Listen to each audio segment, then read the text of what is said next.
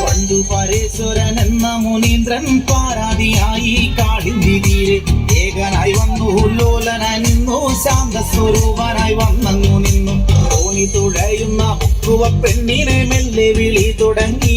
തെയ്യം തോണി തുഴയുന്ന മുക്കുവ പെണ്ണിനെ മെല്ലെ വിളി തുടങ്ങി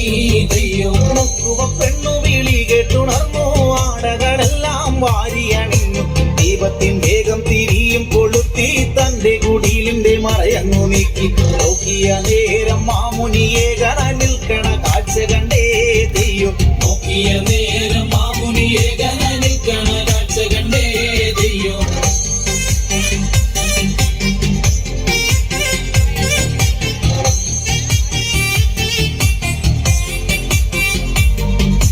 എന്താ മുനീന്ദ്ര എന്താണിതെല്ലാം നേരവും നന്നായി പുലർന്നിട്ടുമില്ല കാളിന്തിയാകെ കലങ്ങി മറിഞ്ഞു തോണി ഇറക്കാൻ പറ്റില്ല സ്വാമി അങ്ങു കിഴക്കായി അർക്കനുദിക്കും മുമ്പപ്പോഴേ പോയിടാം തെയ്യോ അങ്ങു കിഴക്കായി അർക്കനുദിക്കും മുമ്പപ്പോഴേ പോയിടാം തെയ്യോ അർക്കനുദിക്കും മുമ്പക്കരെ എത്തണം പൂജാതി കർമ്മങ്ങളൊക്കെ നടത്തണം പൂജ മുടങ്ങിയാൽ ശാപം അതുണ്ടാകും ശാപത്തെ നീയും വരുത്തി വയ്ക്കല്ലേ